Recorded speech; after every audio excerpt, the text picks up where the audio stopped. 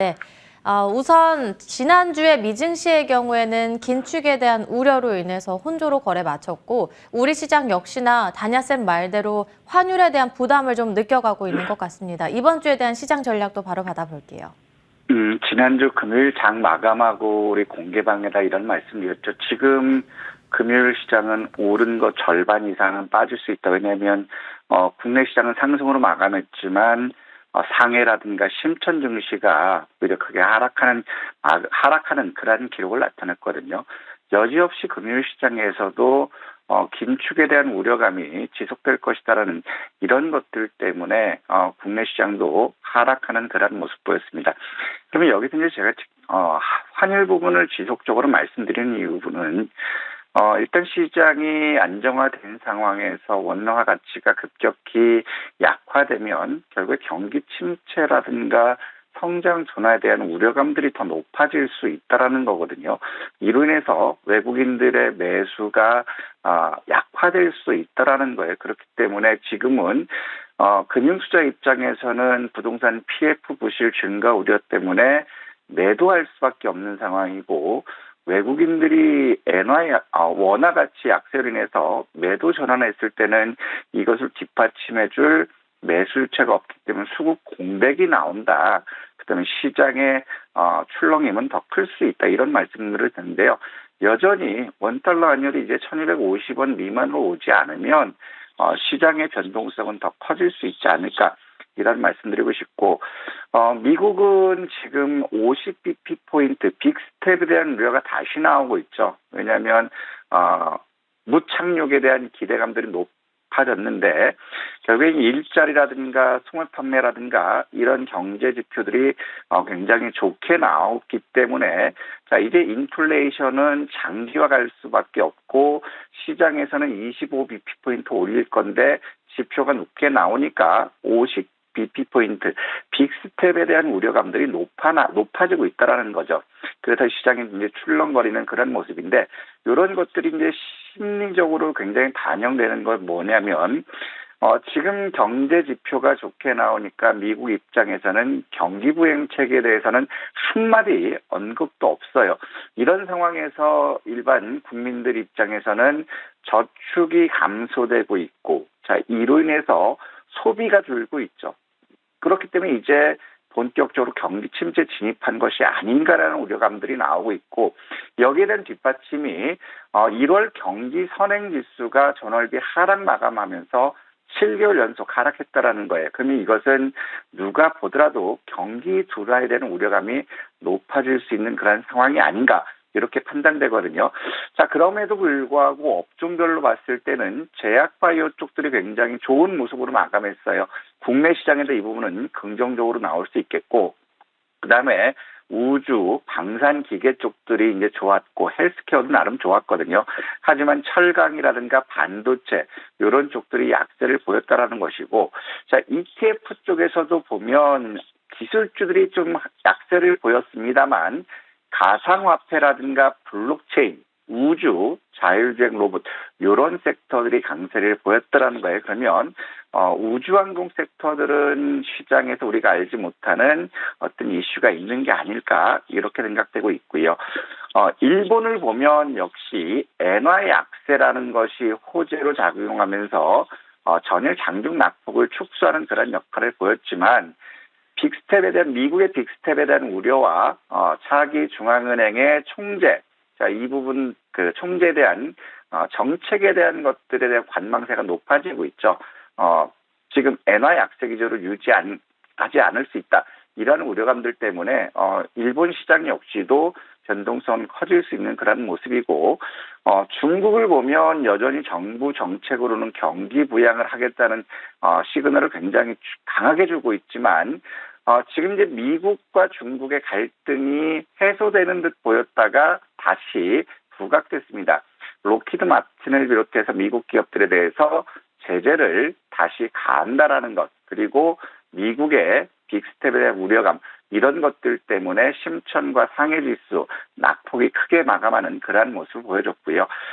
국내 역시도 이런 불안감들이 있었지만 외국인들이 매수 기조를 유지하고 있어요. 외국인들 매수하는 배경을 보면 코스피 주가 수익 비율이 12.8배로 역대 최고 수준에 근접했다라는 거죠. 그러면 이것은 기업들 실적 부진에 대한 우려감들이 이제 어느 정도 기업들의 실적이 개선되고 한국 경기가 바닥을 치지 않았나 이런 기대감들이 반영되면서 외국인들이 매수하고 있지만 원화가 약세로 되고 있어요. 그럼 외국인들 환차선에 대한 매도 전환 우려가 있는 부분이고 미국에서 빅스텝을 할 수 있다는 우려감이 나왔기 때문에 이제 요 며칠 뒤에 있을 금통위원회에서 한국은행의 금리 입장 이 부분도 시장에서는 오락가락하죠.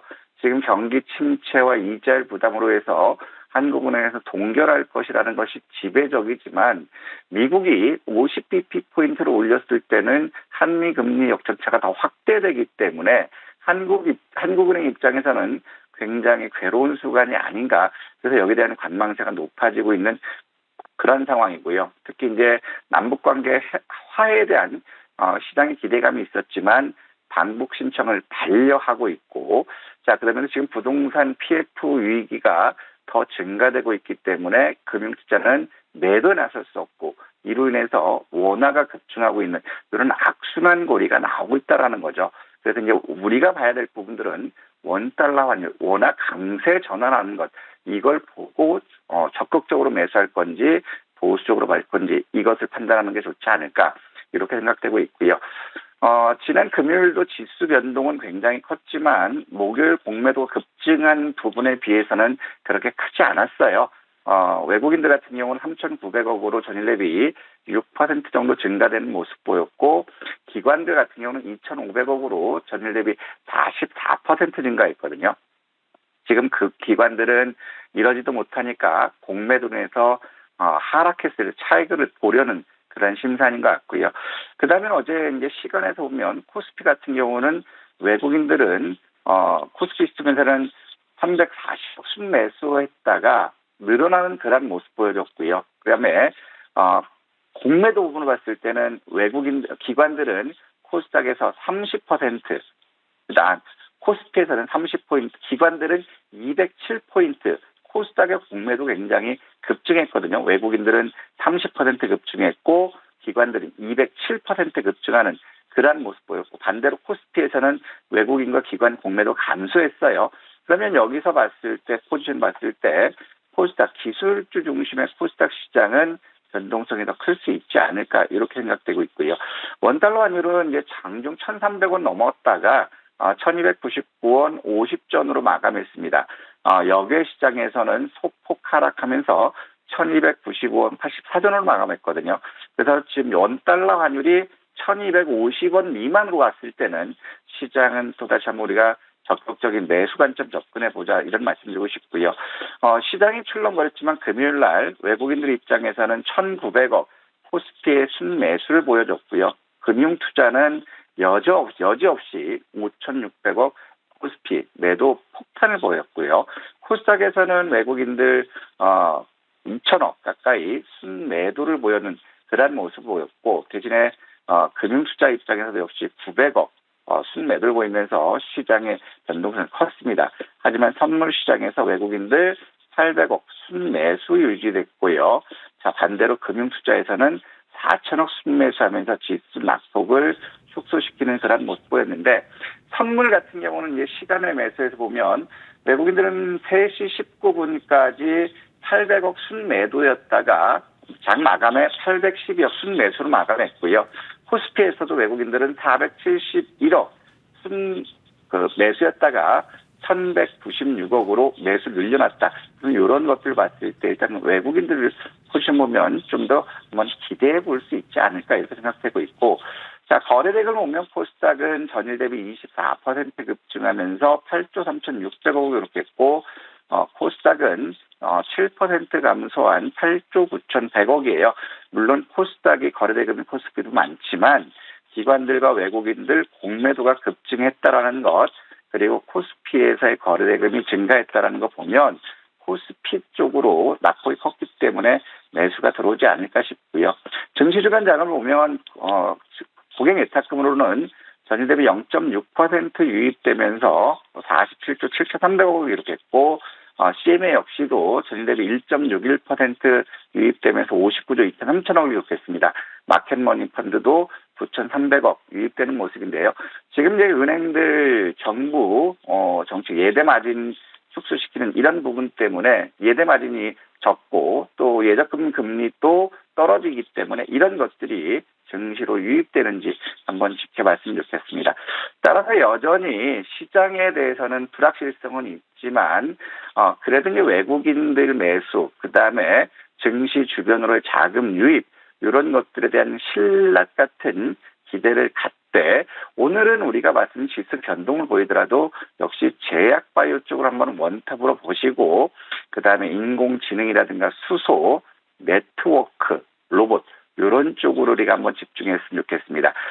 지금은 이제 금리 인상, 긴축 완화에 대한 기대감이 우려감으로 변화되고 있고 그다음에 경기 침체와 국내 대외 리스크가 증가되는 그러한 시점이기 때문에 박스권 상단을 확인했습니다. 그러면 이제 박스권 하단을 찾아가는 그러한 관점들이 있고 지금 상황에서 금융권들의 부실채권 증가 위험이 있는 그러한 상황.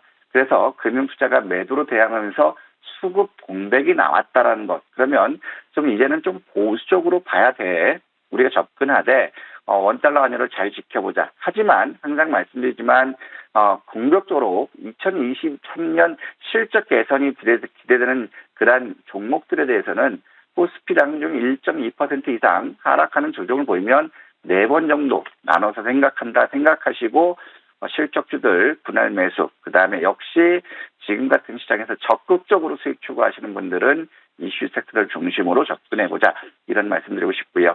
오늘 준비된 행사들 보더라도 시장에 좀 긍정적인 영향을 미칠 수 있을 것 같아요. SK텔레콤과 KT가 모바일 월드 콩그레스에서 미래 모바일 기술을 공개하기 때문에 SK텔레콤, KT 인공지능 관련주들 한번 움직일지 봐야 될 것 같고요.